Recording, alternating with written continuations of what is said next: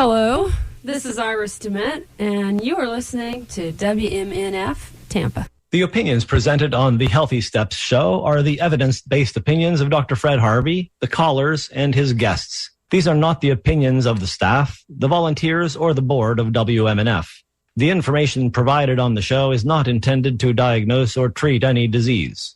There is no implied patient-physician relationship in these calls. The nature of the calls is educational and informational only. Yes. Good morning to you, my radio musketeers. I thank you sincerely for sharing this hermitage of the studio with me, and especially for keeping your dial tuned to WMNF Tampa, your community-supported radio from Tampa Bay to the Gulf of Mexico, and the only hallowed radio station that they stream on Aumuamua. And you can stream us as well at WMNF.org. Today is Ask Me Anything Monday. And by anything, I mean, do you have some medical questions or concerns that have been vexing you? You needn't be weighed down with that heavy coat of uncertainty. I want to make this as easy and sweet as walking in the sunshine. Just give us a call at 813-239-9663. Sage is sitting in the control room like the patient linchpin to the show that she truly is, just waiting to take your call. So once again, that phone number is 813-239-9663. You can also send an email to dj@wmnf.org or text us at 813-433-0885. Good morning to you, Dr. Harvey. You've got another Ask Me Anything for us today, so let's get started. What's the show laden? What have you got for us today, Dr. Fred?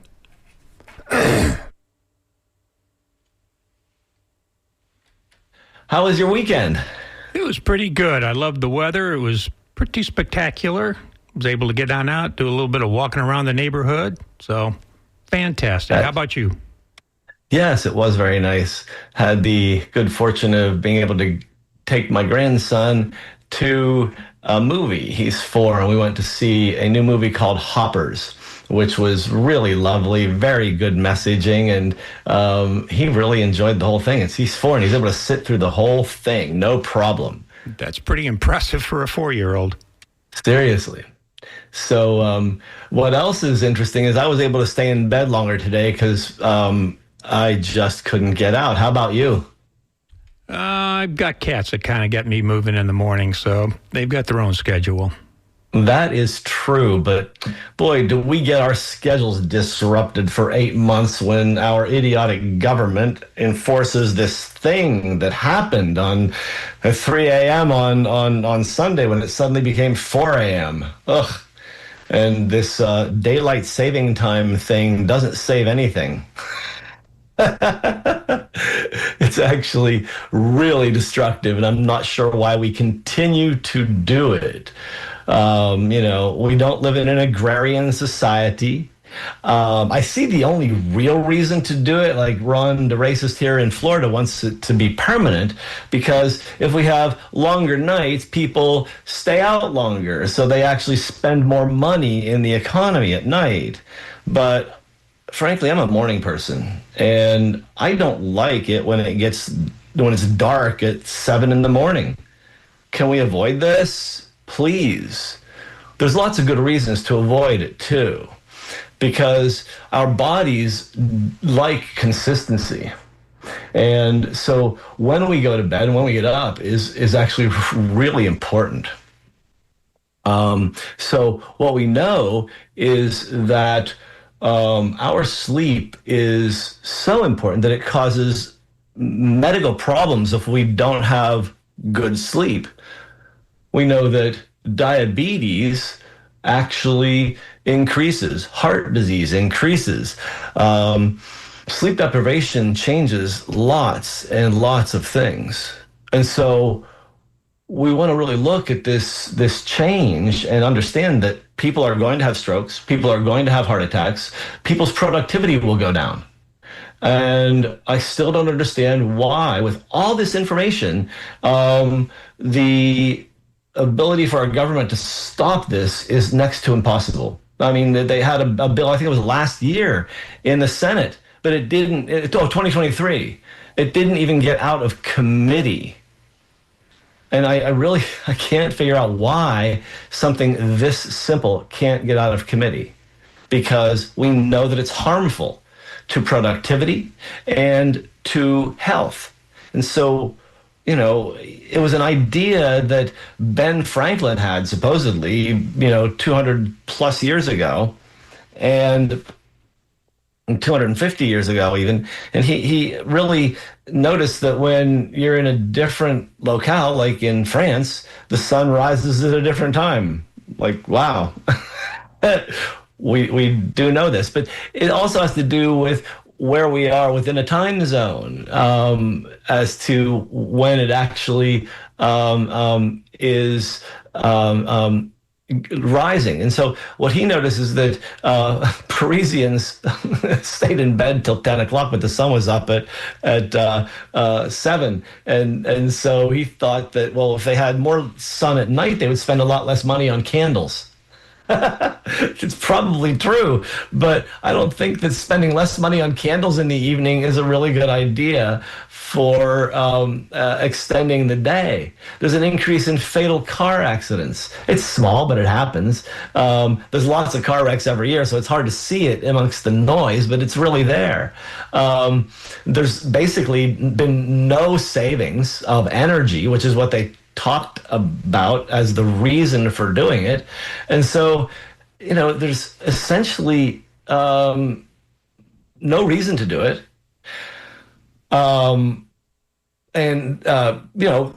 guess the gas and petroleum industry loves it because people drive more in the evenings when daylight saving time is in effect. But 80% of the people surveyed, 4.6 million respondents, said they are against doing this.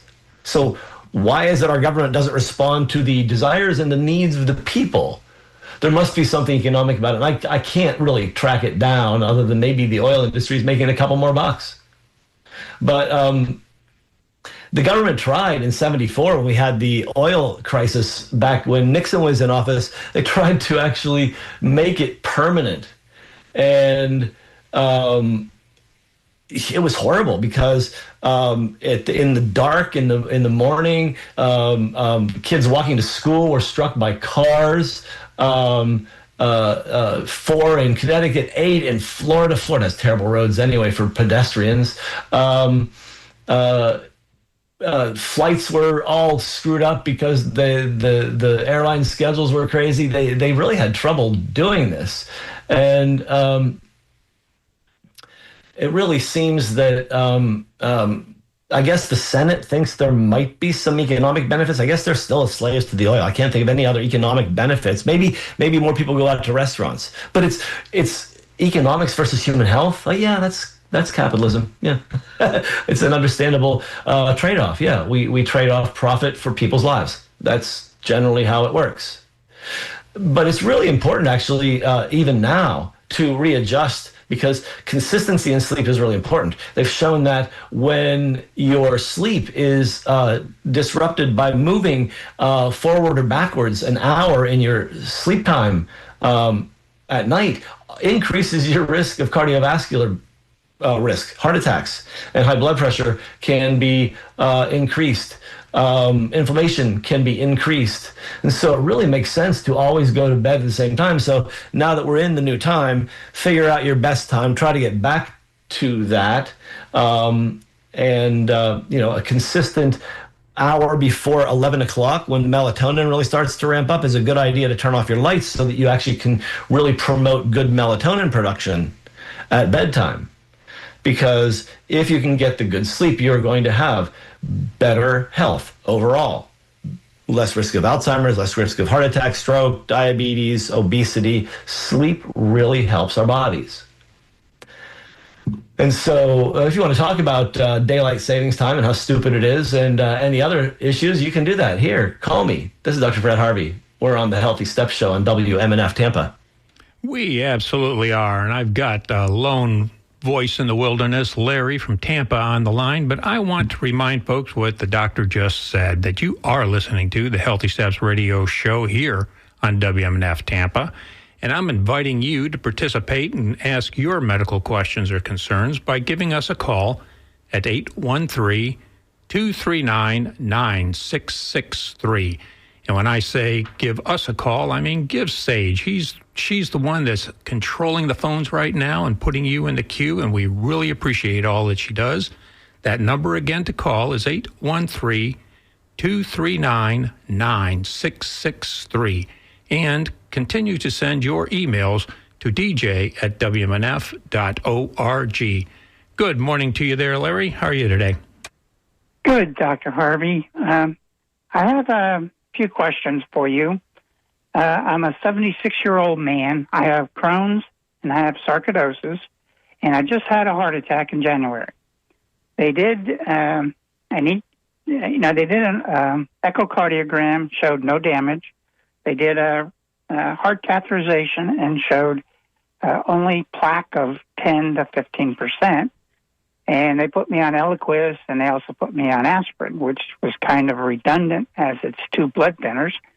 So I finally got one of the heart doctors to take me off the aspirin, but I'm still on Eliquis, which I have a concern with my Crohn's that if I ever start bleeding, it'll bleed out a lot faster.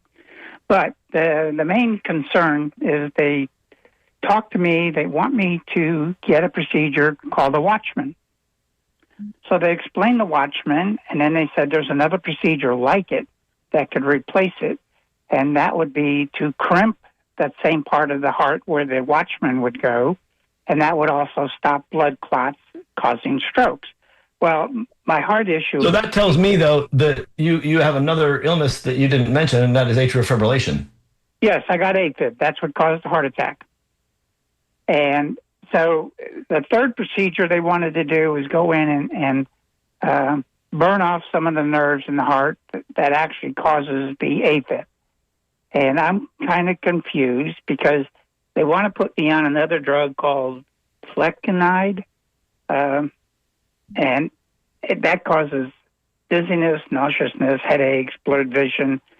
And they're trying to put all these meds on me, and these procedures will keep me on Eliquis for another 60 days after the procedure, and that causes me concern about having a early heart risk, bleed risk. So I'm just trying to get some more advice. So you're talking about atrial fibrillation, and it seems like they've offered you several different approaches to deal with it. The Watchman is a device that goes in via your artery into the left atrium, which is the upper chamber of the heart, which is subject to the atrial fibrillation. So what it does is it kind of closes off most of that appendage, which hangs off the side of the upper chamber, which is where the clots form that are the risk for atrial fibrillation. So they block the area that makes the clots with this device. Then they also suggested that you might go in and have what's called ablation. They use radio frequency to fry the nerve so that you don't have the atrial fibrillation. So those are two separate procedures that work on the same thing, and they usually don't do both of them. They do one or the other and then move on to the next one. So I don't know whether they're telling you to do both, because I've not heard that before, but that's the electrophysiology ablation of the nerve you mentioned. The Watchman is a completely different thing. And then flecainide is a medication, anti-arrhythmic, that would also treat the same problem. So you have three different things they've offered to treat the same problem. It sounds to me like you should go to another cardiologist and get an opinion to sort it all out, because it sounds like they've confused you. Well, they did, because I'm not sure which option is what I should be looking at. I'm not sure either. Trying to get rid of Eliquis. Sounds like you need another cardiology opinion. You need to go see another guy who just looks at all the data and says, well, this is what I might do. And maybe go to somebody who doesn't do the procedures. Okay. And that way they can say, okay, well, you do need a procedure, doctor, go see him. Or you don't. Do this instead. Okay, this flecainide, is that something that will keep the AFib in control by just taking a pill? It may, but it may not. We don't know. It's a pill that may have that effect. And that's what it's hopefully going to do, but we don't know that.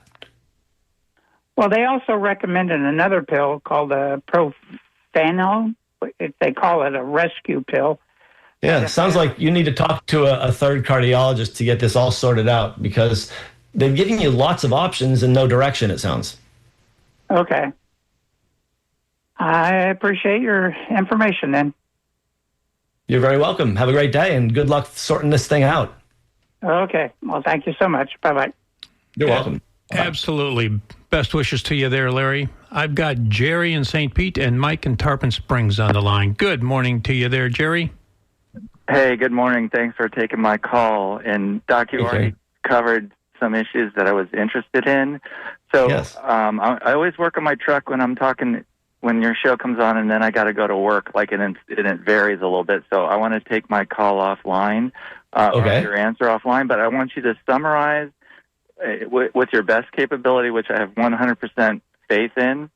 What else can we do, during these really challenging times, to take care of our mental health when our nation is at such, great distress, really?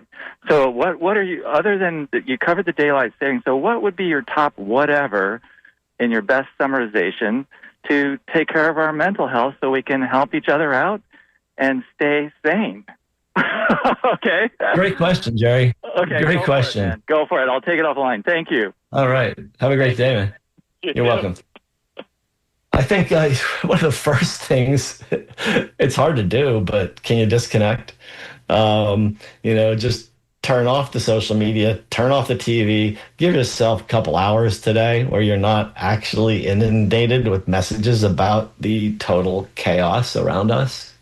And then in that space, when you're not doing those things, I find that a walk in nature is one of the best things I can do.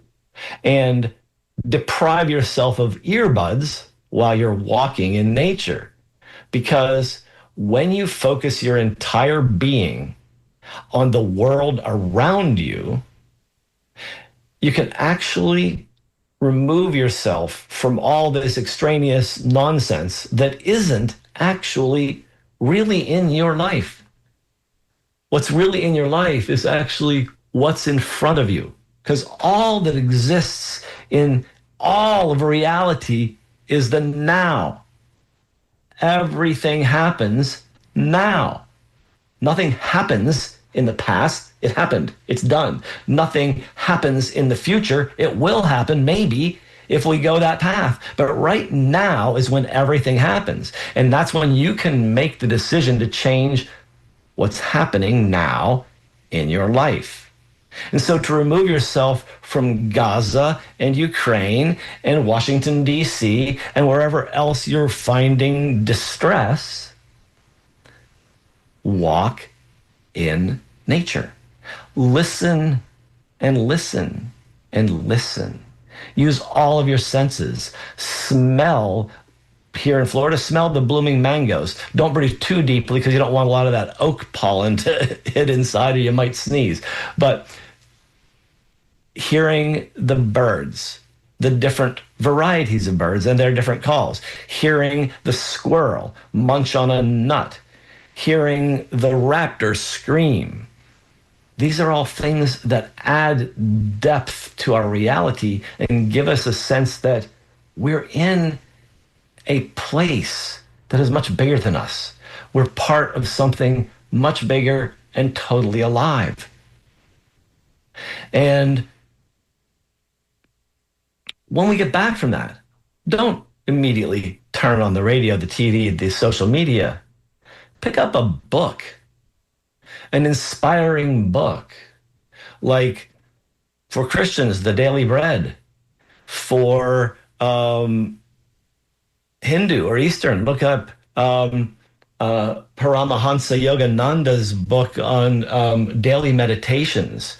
Try Thich Nhat Hanh's meditations for a Buddhist slant on it. And read Psalms for some Jewish meditation. But find a way to fill your heart with joyful words, not negative words. Go to a meditation class or go online. There's lots of different things you can find online that have really soothing meditation. You can find people like Joe Dispenza on YouTube and listen to one of his heart-centered meditations. You can pray. You can do your rosary. You can drink some water. You can drink some calming tea, like I think Organic India makes a Tulsi rose tea. It is very high frequency and very sedating, very relaxing. So there's lots of things you can do, but exercise, especially outside, meditation, listening to calming music, reading uplifting words, these are all things we can do on a regular basis whenever we feel stressed. If you feel like you're becoming overwhelmed, put down whatever you're doing, walk away from it, and breathe. Just start taking some square breath. Breathe into the count of 4, stop and hold for the count of 4, breathe out for the count of 4, stop and hold for the count of 4. And every time you do that, that's 1 round. Work for 50 rounds. Keep track of it. Keeping track of the numbers, keeping track of the counting, keeps your brain occupied with things that aren't negative. They're completely neutral. It takes you out of that reactivity. There's a lot of things you can do to buffer yourself from the intensity of this world. And those are just some of them. And I think we have more on the line. Well, we do, but I was going to say another one of the things that they can do is to call on in to the Healthy Steps radio show here on WMNF Tampa. I've got Chris and Mike on the line here, but I'm inviting you all as well to come on in. Give us a call at 813-239-9663. Again, that number is 813-239-9663 to just share your medical questions or concerns. You can continue to send your emails to dj@wmnf.org. Let's go to Mike in Tarpon Springs. Good morning, Mike. Hi, good morning. Hey, Mike. I don't know that I can... Hi, how are you? That was a great question that Jerry asked, and it's relevant to all of us, and I really appreciate that. My question's a little more relevant to myself and anyone else that suffers from degenerative disc disease. I have been diagnosed with that. I have a few collapsing discs in my spine.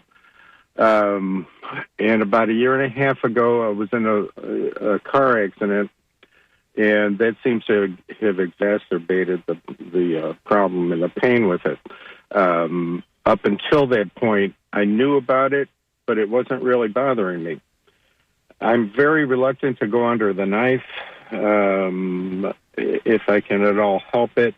And a doctor has suggested that stem cell treatment might be something that would benefit me. I'm in my early 70s now, so I don't know how well I'd stand up to something like that or how well it would work with me. And I just wanted to see what you thought about that, Doc.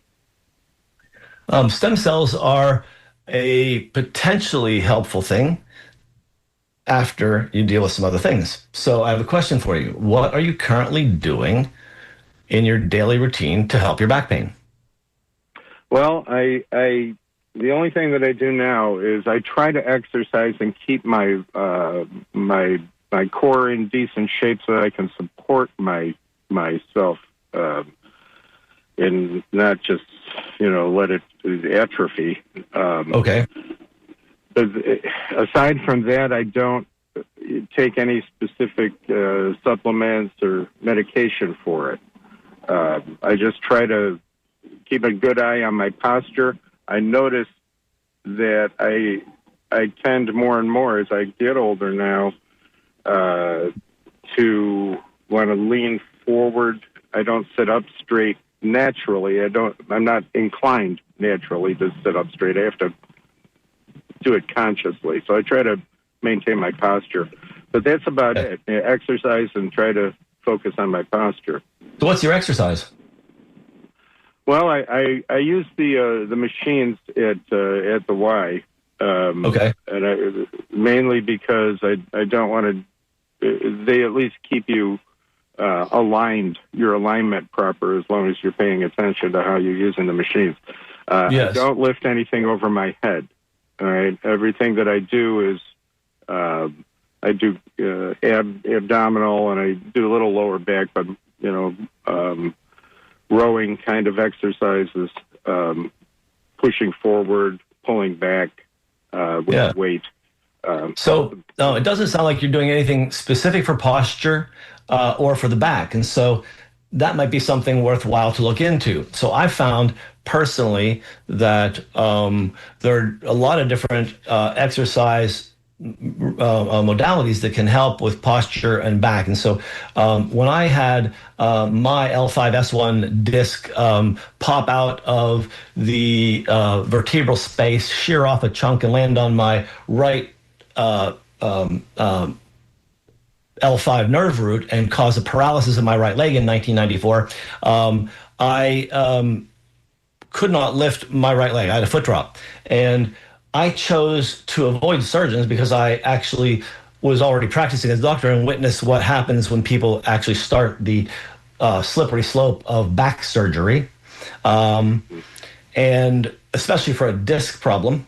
And so I avoided that, and I picked up Burton Goldberg's book called Alternative Medicine and read the whole thing and found almost every modality in there to go and try. I did 2 or 3 different types of chiropractic. I did several types of massage, different kinds of healing energy work, acupuncture, herbs, and I also did integrative medicine with steroids and narcotics and muscle relaxants because it was so painful when that disc was sitting on the nerve root. But that resolved within 3 months, and the paralysis resolved in 6 months. Yoga therapy was significant. But really, the key is the inside job. John Sarno, MD, wrote a book called Healing Back Pain. Anger can actually drive back pain. I was very angry at the time, so I worked on my internal environment and I fixed the problem. I've not had a problem with that back pain again. And so if you pay attention to your body, listen to what it needs and change, you can get rid of this back pain. So I would recommend that you go and look for somebody who can help you do some yoga therapy or some Tai Chi, Qigong. So I've moved in from yoga to Tai Chi because I find that the upright posture is really good for my low back and my hips and my thighs. And doing the work in Tai Chi actually is anti-osteoporosis. So for anybody who has osteoporosis, it's a way of actually working on the posture, the low back and the thighs to help prevent the biggest areas of fracture risk.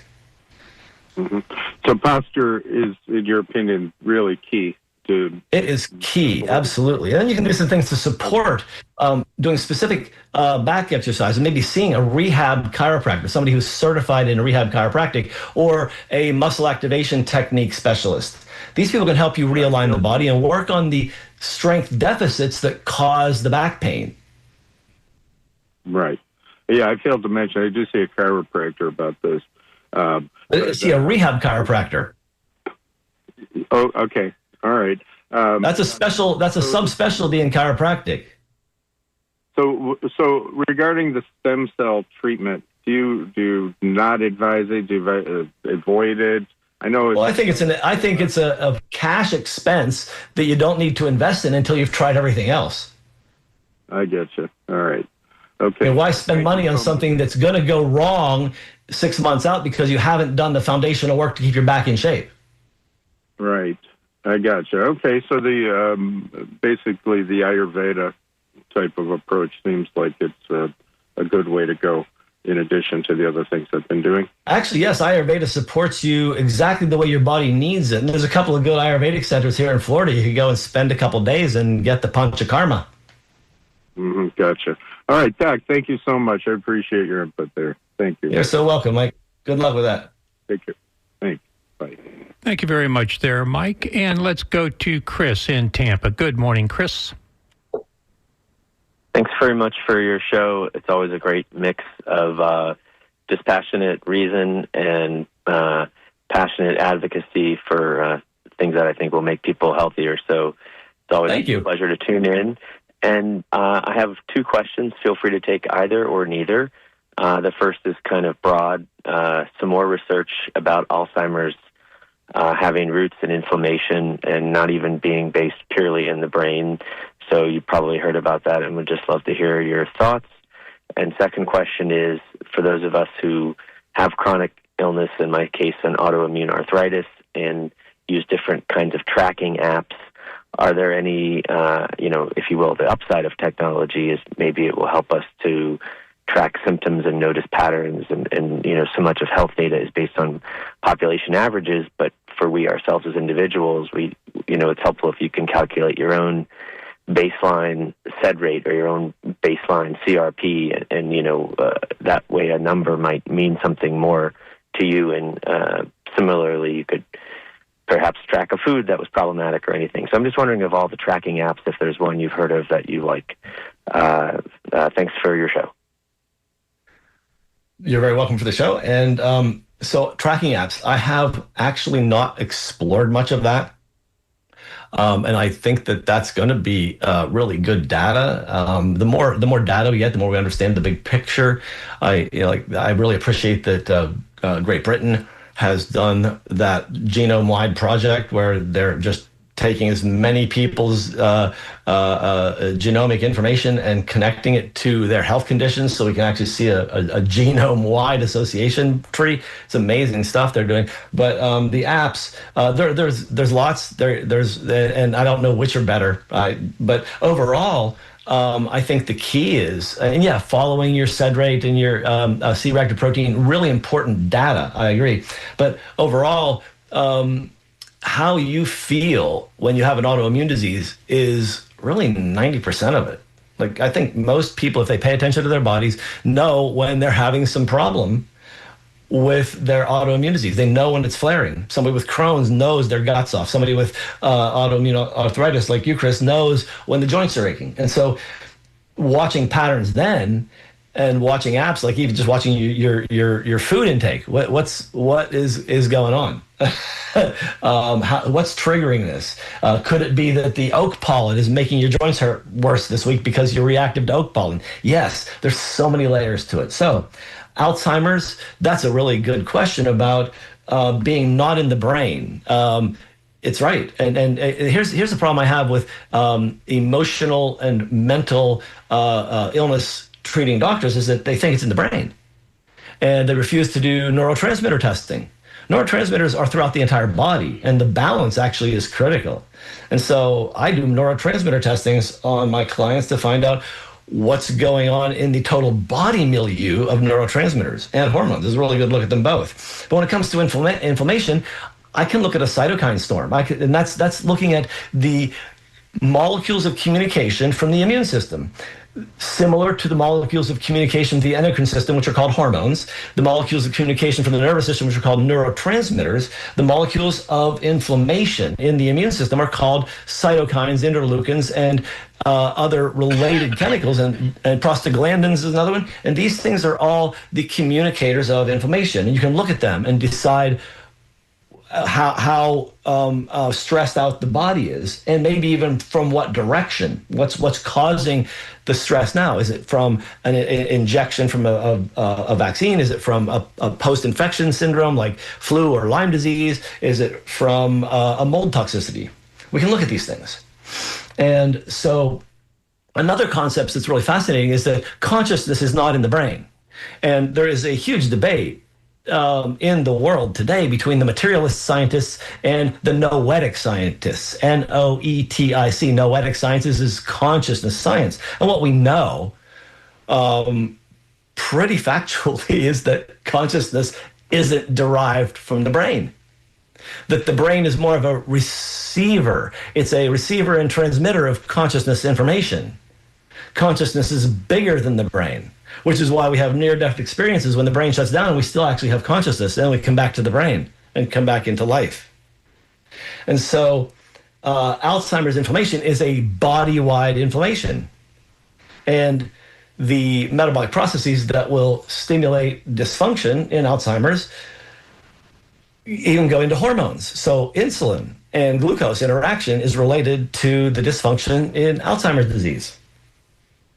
And so we need to look at all of these things to understand why it is that the consciousness receiver filter, the brain, is not able to process consciousness appropriately. I think that's the best way to look at Alzheimer's. It's not your brain failing to be conscious. It's your brain failing to be able to process your consciousness, because your consciousness is infinite.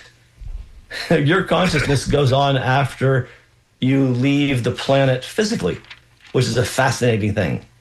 And so we can affect the Alzheimer's condition by affecting total body inflammation, total body toxicity, total body energy. And we're going to find out there are lots more ways to deal with this. As I have found in something like diabetes, you can reverse diabetes. I have seen it happen in my practice. You just have to do the right things. You don't just keep increasing the medications to help control the sugar. You actually help the body improve so it can control the sugar. Type 1 diabetes, where the pancreas fails to produce insulin, only gets fixed by stem cells being implanted in the pancreas and having you regrow the insulin production in the pancreas. But type 2 diabetes, the one where you have problems with insulin communication, that one can be fixed, and I see it all the time. And fixing daylight savings times will actually help to fix diabetes, because daylight saving can actually increase the inflammation in your body and increase diabetes. So why don't we stop the madness? Next caller, please. Oh, absolutely. We can do that, but we're down to the last 20 minutes, and I'm going to invite all you late sleepers to give us a call and participate in the Healthy Steps radio show here on WMNF Tampa. The number is 813-239-9663. Sage is in the control room just waiting to take your call, and that number once more is 813-239-9663. And continue to send your emails to dj@wmnf.org. And I'm hoping I'm pronouncing this correctly. Good morning to you there, Xander. Hello? Hello, Xander. Yes, sir, I'm here. What you got for us today? So I was just recently diagnosed with gallstones or biliary colic last night, actually. And I was looking to see if there were any alternatives aside from surgery and any natural remedies that you might know of as well. Well, that's a really good question, because I don't know that if you're not having pain right now, you really have any need for surgery. Gallstones don't cause any problems unless you cause them problems. Gotcha. And so the way you can reduce your risk for having another gallbladder attack is to clean up your diet. Get rid of the excess saturated fat. No more deep fried foods. Avoid fatty red meats and heavy cheeses. Even avoiding dairy entirely. I had one fellow that he actually left the ER. He did not want to have surgery. He looked like heck when he came to my office the next day. And he insisted that he was not going to have surgery. And so I just suggested that he just go on a really low-fat diet. He went completely vegan for a month. No dairy, no fat, no anything. He felt great and improved significantly. But he caused himself a problem because he did a gallbladder flush, where you starve for 2 days and then you eat a bunch of fat followed by some magnesium citrate to flush out the gut. And he got a gallstone stuck in his duct, and he turned yellow for 2 days and was in the worst pain. But he refused to go to the hospital. Eventually, he passed the stone. The yellow went away, and we got an ultrasound of his gallbladder, and there were no more stones in it. But I would not recommend that you do that method. Okay. So you can really reduce your symptoms, though, just by taking care of yourself. Okay. So about the flush. Over 2 days, he was able to get rid of his gallstone?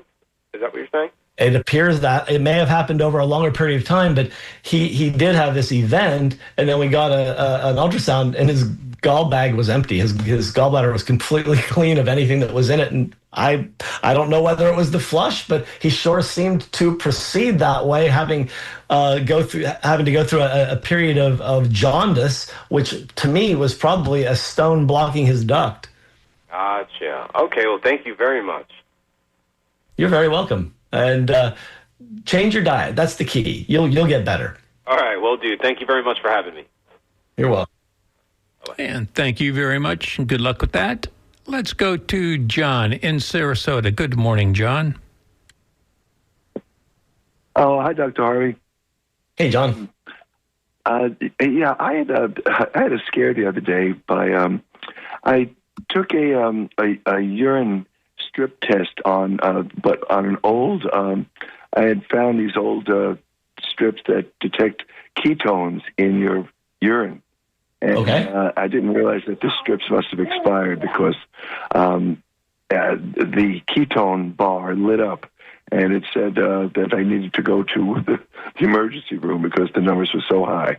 I went and got another ketone strip, and it just showed traces of it on the new ones. But I don't know enough about ketones to decide when it's at an alarming state.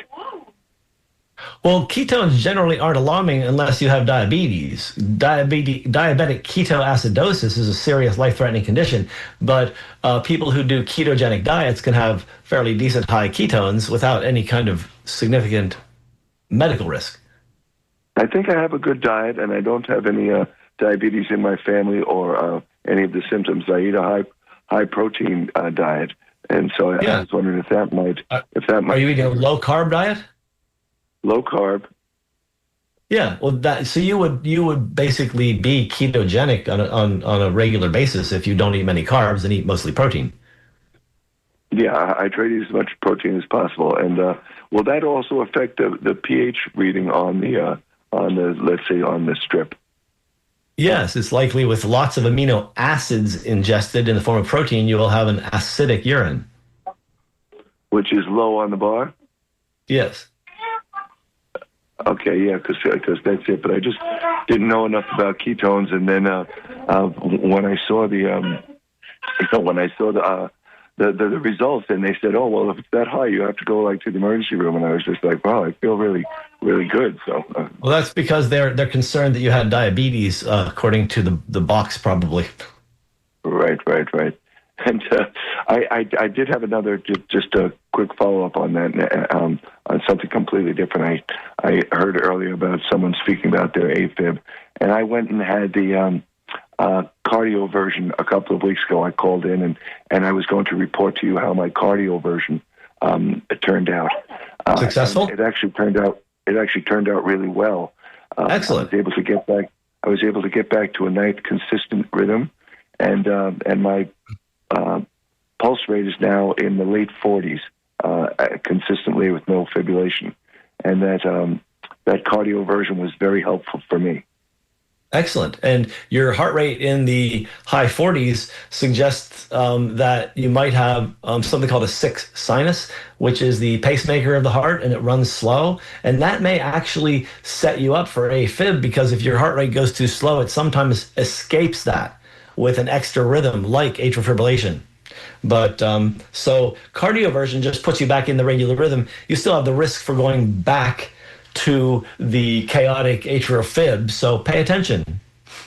Now, would exercise help strengthen that my pulse rate? And should I be doing something more strenuous?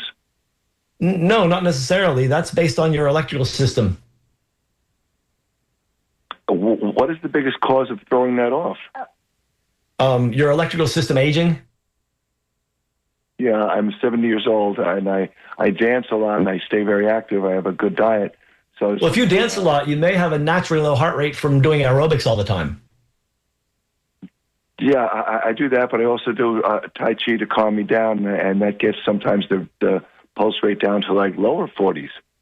Oh, well, then you are exhibiting the ability to control your heart rate, which is excellent. You're very good at meditation.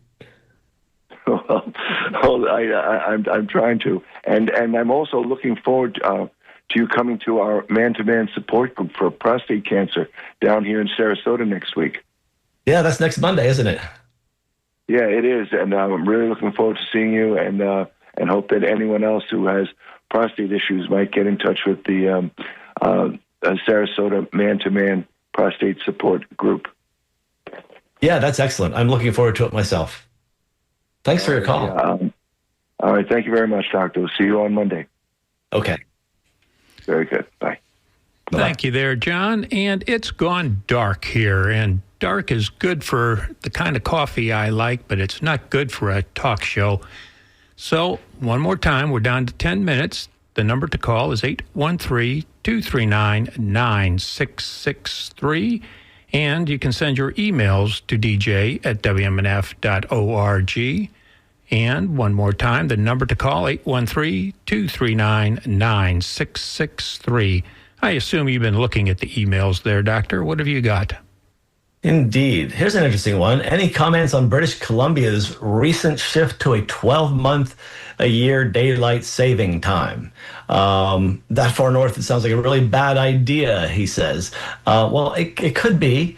It's really weird that not the whole country. And I don't know what British Columbia is like. As far it's on the west coast and it's fairly far north. It could actually be of benefit to these people. I don't know, but I'm going to give it a year because that's about how long it took for us to cancel it in America. I don't think it's going to work, but who knows? Let's see. This one is from Randy in Melbourne. Are there any problems with eating peanut butter? I probably eat 3 to 4 tablespoons a day. I'm 76, eat well, and exercise regularly.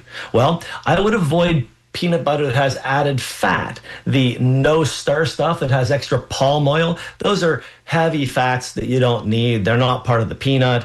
And so I would go with the kind you have to stir. Basically, the ingredients are peanuts and salt, no added sugar, no added fat.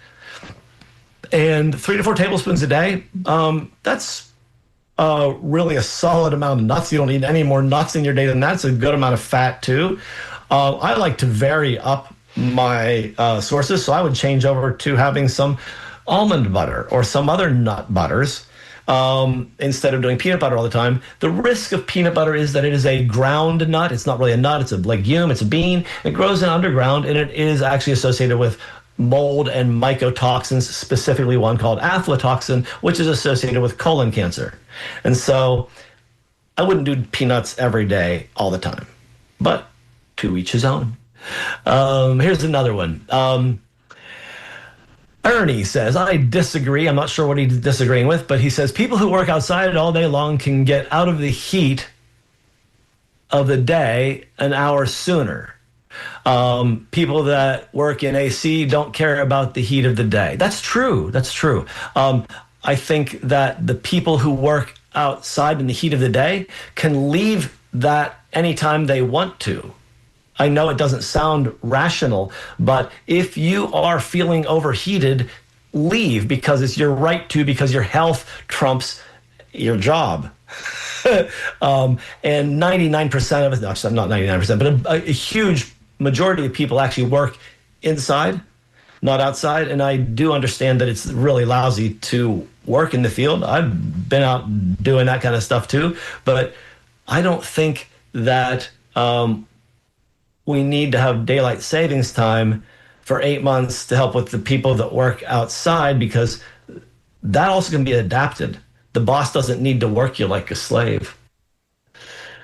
Here's one from Peter.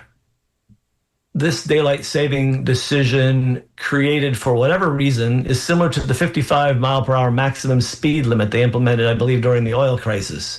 Somebody came up with an idea. No one looked at it. They rationalized it, and they went on with it. Cars are aerodynamically designed to do 100 miles an hour. Well, actually, we did save petrodollar cost because driving at 100 actually uses more fuel than driving at 55. But I do understand that, and I think that they're somewhat different, especially considering that the daylight saving time kills people, but I don't know that the 55 mile per hour speed did. And here's one, a thank you, and thank you back. Thank you so much. Congratulations on the fund drive. Great and appreciated work, sir. We have one on the line. Yes, we've got a late creeper here. Let's go to George. Good morning, George. Good morning. This is my first time listening to the show. I just was sitting in the car and actually tuned in, and now I'll put it on my calendar. But anyway, I got... so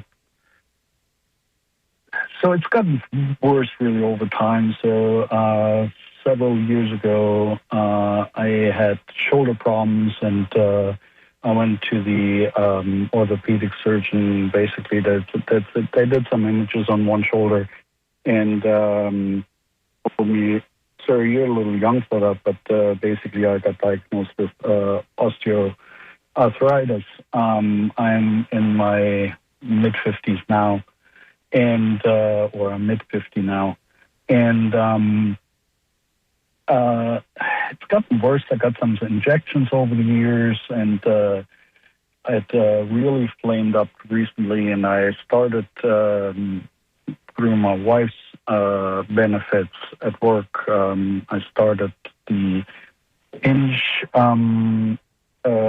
Health system with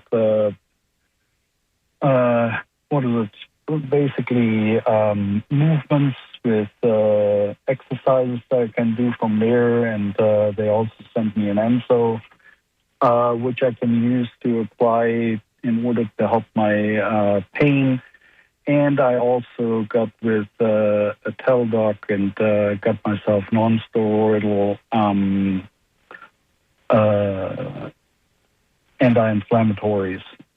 So with a combination of the three, I'm hoping to get better. The non-steroidals, and I need to get back to the doc.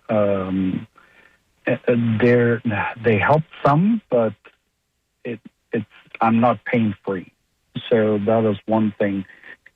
So have you seen any therapists that work with the physical body? Anybody who's helping you directly, hands-on approach? I've not done that. Okay. I think you deserve it. I think you deserve to see a physical therapist, potentially a chiropractor, and muscle activation technique helped me recover both of my rotator cuffs. Okay. Yeah, that's why I signed up with the Hinge Health, which is basically a physical therapy through the app, and you can basically also enable your camera in order to. I think you should. I think you should actually enable a human to examine you. Okay. Other than an orthopedic surgeon, because they have one thing in mind: are you a candidate for surgery or are you not? You need to go to a physical therapist, muscle activation technique therapist, and maybe even a deep tissue massage therapist to help release some of the tightness you have around those shoulders to help improve it. Okay. Is there anything else from a nutritional standpoint that would help? You could take some hyaluronic acid, collagen combination. There's one that I use called SYNOVX tendon and ligament, and I use that to help regrow the tendons that were ripped in my rotator cuff. Okay. All right. Well, very well. So, thank you so much. I appreciate your feedback.